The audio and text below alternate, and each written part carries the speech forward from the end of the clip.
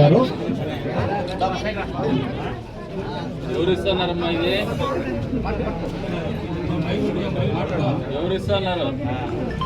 కాదు, చంద్రబాబు నాయుడు, పవన్ కళ్యాణ్, నరేంద్ర మోడీ కలిసి ఏర్పడిన ప్రభుత్వం ఇది. ఇద్దరు కలిసి ఇస్తా ఉన్నారు. గతంలో ఎంత ఇచ్చేవాళ్ళు మీకు? ఇప్పుడు 2 నెలల నుంచి వస్తుంది. 3 నెలల ముందు ఎంత ఇచ్చినారు? ఎందుకు ఇచ్చినారు 7,000? చంద్రబాబు నాయుడు గారు ఎన్నికల ప్రచారం సందర్భంగా మీకు అందరికీ మాట ఇచ్చినారు. మేము అధికారంలోకి వస్తే పెన్షన్ 4,000 చేస్తాము. ఎన్నికలు నిర్వహించుకునే సమయం నుంచి కౌంటింగ్ అయిపోయి మా ప్రభుత్వం ఏర్పడే సమయానికి 3 నెలల సమయం అవుతుంది. మీకు మాట ఇచ్చినప్పటి నుంచి కూడా మేము అధికారంలోకి వచ్చే వరకు కూడా 3 నెలలు కూడా కలిపి అప్పు కింద 7,000 రూపాయలు డబ్బులు ఇస్తామని చెప్పేసి అప్పుడు ప్రభుత్వంలో 3,000 వస్తామంటే దానికి 1,000 రూపాయలు ఎక్స్ట్రా వేసి మీకు 7,000 ఇచ్చిండేది. అంటే మాట ఇస్తే అప్పు కింద ఆలోచన చేసి మీకు అందరికి కూడా అప్పు కట్టినాడు మీ అన్నయ్య. గుర్తు పెట్టుకోండి ఈ ప్రభుత్వాన్ని. సుబ్బమ్మ గారికి మన గౌరవ ఎమ్మెల్యేలు పెన్షన్ ఇస్తున్నారు. ఎంత వస్తుంది? 3,000-4,000. ఎంత వస్తా అని చెప్తాలి. ఎప్పటి నుంచి? అంటే ఈ 3 నెలల నుంచి ఎందుకు వస్తాను ఇది?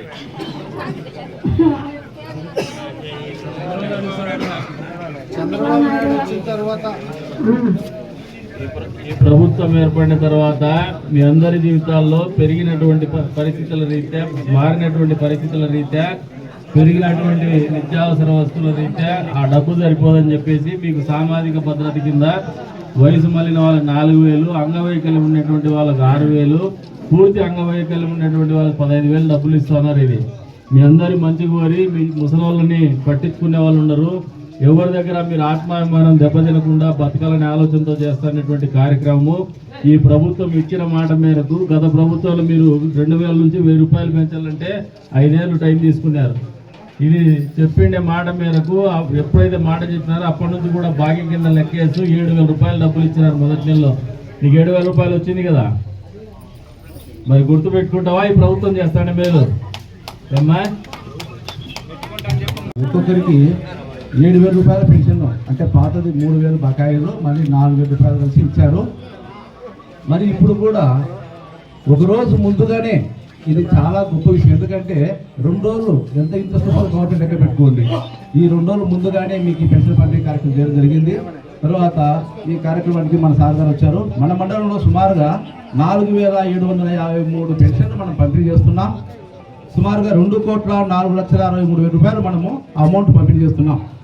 అయితే వివిధ రకాలుగా చెప్పాలంటే వృద్ధా పెన్షన్ 2,550 పంచుతున్నాం, విడో పెన్షన్లు 746 పంచుతున్నాం, తర్వాత సింగిల్ ఉమెన్ 144 పంచుతున్నాం, డప్పు కళాకారులకి 89 పంచుతున్నాం, తర్వాత పిహెచ్సి డిజబుల్ వారికి 710 పంచుతున్నాం, డిఎంహెచ్ఓ పెన్షన్లు పూర్తి మంచంలో ఉన్న వాళ్ళకి 25 మందికి మనము పంచుతున్నాం. అలాగే తర్వాత సింగిల్ ఉమెన్ వాళ్ళకి పంచుతున్నాం, తర్వాత హ్యాండ్లూమ్ వాళ్ళకి 45 పంచుతున్నాము, తర్వాత కళ్ళు గీత కార్మికులు 1 ఉన్నారు, తర్వాత కాప్టర్ వాళ్ళు 50 మందిలో. ఇలాగో మనము 4,753 పెన్షన్లు పంచుతున్నాం.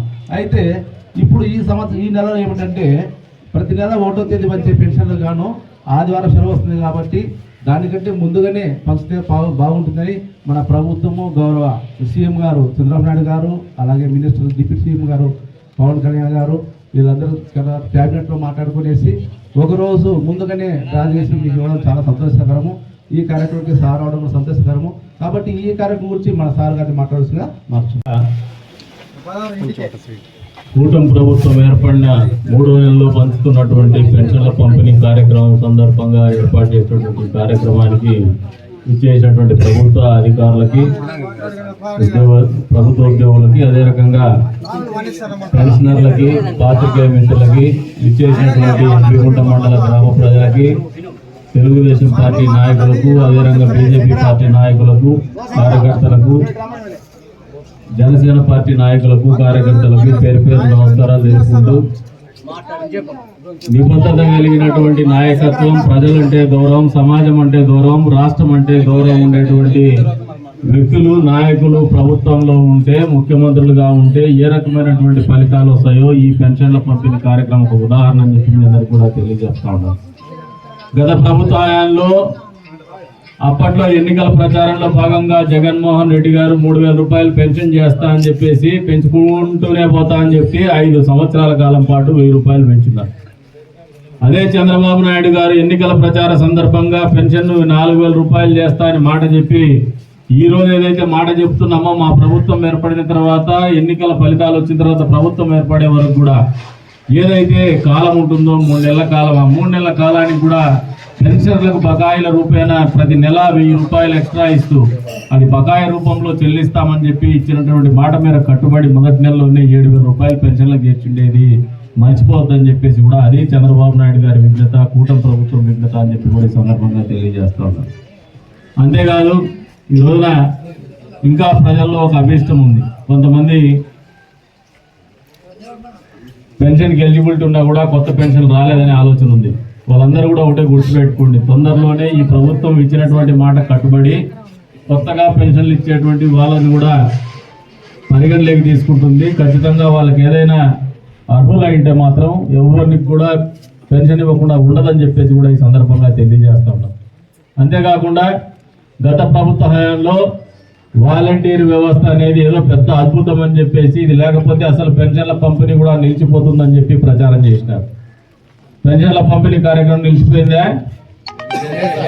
ఏమైనా గత ప్రభుత్వంలో మాదిరిగా లేటుగా ఇస్తా ఉన్నారా?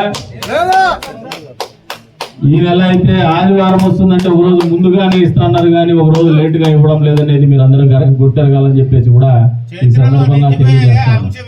అంతేకాకుండా ఉదయాన్నే 6 గంటలకే మీ ఇంటికి వచ్చేసి పెన్షన్లు ఇస్తారని గత పాలకులు చెప్పినారు.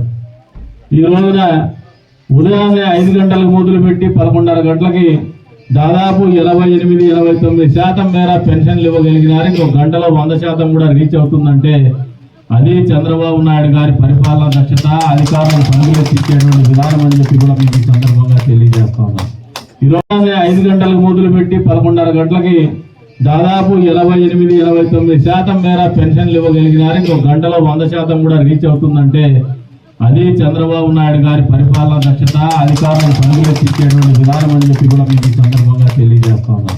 ఈ రోజు నాయకులు రోడ్డు మీదకి వచ్చినారు, అధికారులు రోడ్డు మీదకి వచ్చినారు, మీ ముంగిటికి వచ్చినారు, మీ వాకిట్లోకి వచ్చినారు, మిమ్మల్ని అడిగి మరీ పెన్షన్లు ఇస్తా ఉన్నారు. ఇది పరిపాలన అంటే అనేది అర్థం చేసుకోమని చెప్పి సామాన్య ప్రజలకు కూడా తెలియజేస్తా ఉన్నాం. అంతేకాదు వచ్చే రోజుల్లో మన నియోజకవర్గంలో కూడా మీకు అందరికీ ఒకటే చెప్తున్నారు, ఎన్పిగుంట మండలంలో అపరిష్కృతంగా ఉన్నటువంటి సమస్యలు ఇప్పుడే ఒక సోదరుడు చెప్పినాడు, శ్మశాన వాటిక అని చెప్పేసి. మొన్న ప్రతి మండలానికి కూడా ఉపాధి హామీ పథకం కింద అనుసంధానం చేస్తూ 3 కోట్ల రూపాయల వరకు నిధులు ఇస్తాం, ప్రణాళికలు సిద్ధం చేయండి అని చెప్పినాం. ఆ సందర్భంగా ఏర్పాటు చేసినటువంటి గ్రామ సభల్లో ప్రతి ఎంపీడీఓ కూడా మేము ఒక దిశానిర్దేశం చేసినాము. మొదటిగా అన్ని మండల హెడ్ క్వార్టర్స్ లో కూడా కదిరి మున్సిపాలిటీలో కూడా హిందూ శ్మశాన వాటికకు పెద్ద ఎత్తున ప్రణాళికలు సిద్ధం చేయండి, దీంట్లోనే గ్రాంట్ పెట్టండి, హిందూ శ్మశాన వాటికలను పునరుద్ధరించండి. అదేవిధంగా కబరస్థాన్లకు కూడా ఏదైనా పనులు ఉంటే ఉపాధి హామీ పథకంలో కూడా మీరు ఆ శ్మశాన వాటికల్ని ఉద్ధరింపజేయండి అని చెప్పేసి కూడా ఈ సందర్భంగా తెలియజేస్తున్నాము. గత గ్రామ సభలో తీర్మానాలు కూడా చేసినాము. ఆ కార్యక్రమం వచ్చే రోజుల్లో యుద్ధ ప్రాతిపదిక మీద కూడా పూర్తి చేస్తామని చెప్పేసి కూడా ఈ సందర్భంగా తెలియజేస్తాము. అంతేకాదు గత పాలకుల హయాంలో ఈ మండలంలో పట్టాలు ఇచ్చేటువంటి కార్యక్రమంలో కొద్ది వరకు ప్రజల్లో కొన్ని సందేహాలు ఉన్నాయి. కొద్దిమంది అనర్హులకు పట్టాలు ఇచ్చినారు, అర్హులైనటువంటి వాళ్లకు ఎవరైతే భూముల్లో ఉన్నారో వాళ్ళందరికీ పట్టాలు కోల్పోయినారు, వాళ్ళకి ఇవ్వలేదు, అన్యాయం జరిగిందనే భావన ఉంది. దీన్ని పూర్తి స్థాయిలో దర్యాప్తు చేస్తాము. ఖచ్చితంగా ఏవైతే గతంలో జరిగినటువంటి అవకతవకల్ని సరి చేస్తాము. ఖచ్చితంగా అర్హులైనటువంటి లబ్ధిదారులకే పట్టాలు కూడా అందజేస్తామని చెప్పేసి, భూమి పట్టాలు మరి ఇంటి పట్టాలు కాదు మేము చెప్పడం, భూమికి ఇచ్చేటువంటి పట్టాలు కూడా అందజేస్తామని చెప్పేసి రైతాంగానికి కూడా ఈ సందర్భంగా తెలియజేస్తున్నాం. ఇప్పటికి కూడా అపరిష్కృతంగా ఉన్నటువంటి ఎన్పిగుంట సోలార్ భూముల్లో పరిహారం రావాల్సినటువంటి కేసులు కొన్ని ఉన్నాయి, 4, 5, 10 ఉన్నాయి, కొన్ని చాలా తక్కువ సంఖ్యలోనే ఉన్నాయి. వాటిని కూడా వచ్చే 3 నెలల కాలంలో పూర్తి స్థాయిలో పరిష్కరిస్తామని చెప్పేసి కూడా ఈ సందర్భంగా తెలియజేస్తున్నాము. వాళ్ళందరూ కూడా ఆలోచన పెట్టుకోవద్దని చెప్పేసి కూడా వాళ్ళకి ఈ సందర్భంగా వాళ్ళకి విన్నవించుకుంటారు. అంతేకాదు ఈ ప్రభుత్వం యొక్క చిత్తశుద్ధిని ప్రజల్లోకి పెద్ద ఎత్తున నాయకులందరూ కూడా కూటమి పార్టీకి చెందినటువంటి నాయకులందరూ కూడా తెలియజెప్పని చెప్పేసి కూడా ఈ సందర్భంగా తెలియజేసుకుంటూ మరొకసారి వర్షం కురుస్తున్నా కూడా ఇబ్బందికరమైనటువంటి పరిస్థితులు ఉన్నా కూడా అధికారులు రోడ్డు మీదకి వచ్చేసి ఈ రోజున ప్రభుత్వం ఏదైతే ఆలోచన ఉందో, ముఖ్యమంత్రి గారికి ఏదైతే ఆలోచన ఉందో, మా నాయకులకు ఎమ్మెల్యేలకు ఏదైతే ఆలోచన ఉందో ఆ ఆలోచనని పూర్తి స్థాయిలో అమలు చేస్తున్నటువంటి సందర్భంగా వారందరికీ కూడా మనస్ఫూర్తిగా ధన్యవాదాలు తెలుపుకుంటూ వారందరినీ మనస్ఫూర్తిగా అభినందిస్తున్నాను. ఈ రకంగా ప్రజల మన్ననలు పొందుతూనే ఈ ప్రభుత్వానికి మంచి పేరు తీసుకురావాలని చెప్పేసి కూడా కోరుకుంటూ మరొకసారి అందరికీ కూడా పేరు ధన్యవాదాలు తెలుపుకుంటూ సెలవు తీసుకుంటున్నాము. జై హింద్.